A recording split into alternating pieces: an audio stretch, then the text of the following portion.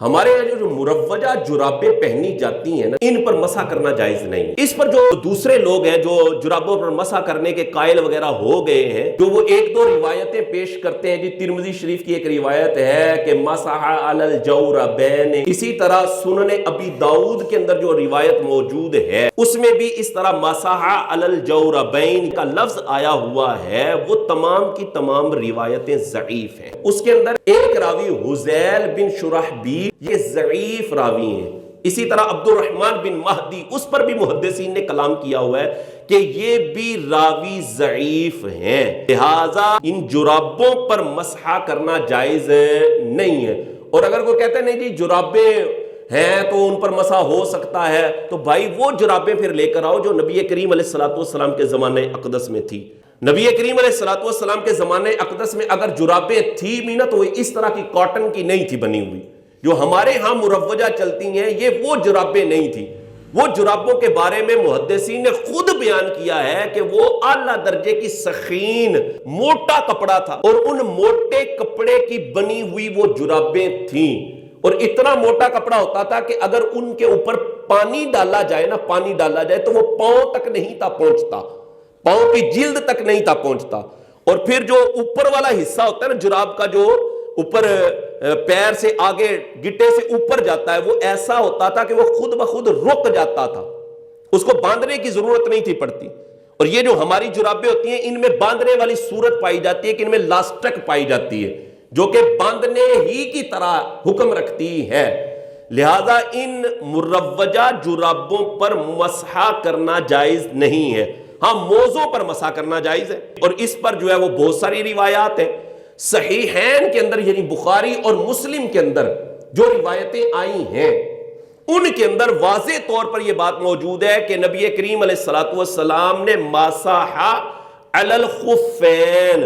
حضور نے موزوں پر مسح کیا۔ اور خف کہتے ہیں چمڑے کا جو بنا ہوتا ہے نا موزہ، اس کو خف کہتے ہیں، خف۔ تو چمڑے کے بنے ہوئے موزے پر مسح کرنا جائز ہے، یہ جو جراب ہوتی ہے نا اس پر مسح کرنا جائز نہیں ہے۔ بخاری اور مسلم کے اندر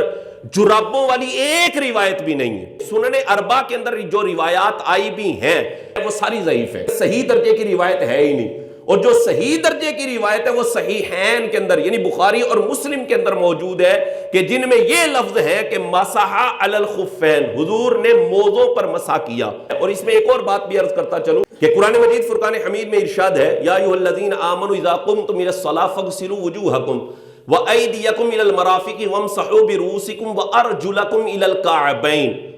اللہ تبارک و تعالیٰ نے قرآن مجید فرقان حمید میں فرمایا کہ جب تم نماز پڑھنے کا ارادہ کرو نا تو اپنے چہرے کو دھو لو،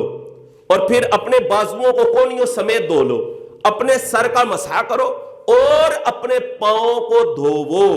تو قرآن مجید فرقان حمید میں دھونے کا حکم دیا گیا ہے۔ اب یہ قرآن کی نص ہے، اب قرآن کی نص پر اگر کوئی زیادتی کرتا ہے تو اگر تو خبر مشہور یعنی حدیث مشہور سے کرتا ہے پھر تو درست ہے، اور اگر خبر واحد سے کرے گا تو پھر درست نہیں ہے۔ اور یہ جو جرابوں والی جتنی بھی روایت ہے، پہلی بات تو یہ کہ یہ صحیح نہیں ہے، صحیح درجے کی نہیں ہے، اور دوسری بات یہ کہ یہ خبر واحد ہے، اور خبر واحد سے قرآن پر زیادتی جائز نہیں ہوتی۔ اور جو موزوں پر مسح کرنے والی روایت ہے، جو چمڑے کے موزے ہوتے ہیں چمڑے کے، ان پر جو مسح کرنے والی روایات ہیں، یہ 70 سے زائد صحابہ اکرام علیہم رضوان نے ان کو روایت کیا ہے۔ یہ مشہور سے بھی اوپر چلی گئی ہے، مشہور سے بھی اوپر ہے۔ تو اس بنا پر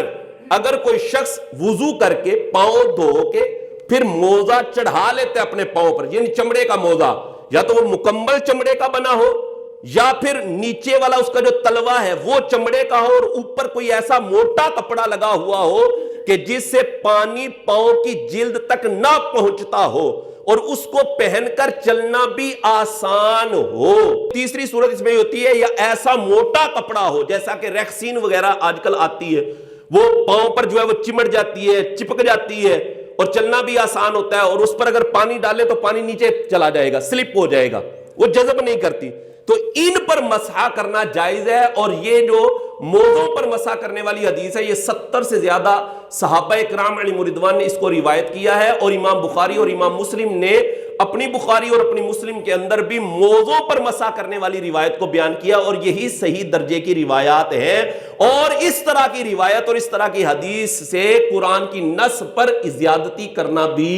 جائز ہوتا ہے۔ لہذا مروجہ جتنی بھی جرابیں ہم پہنتے ہیں ان پر مسح کرنا جائز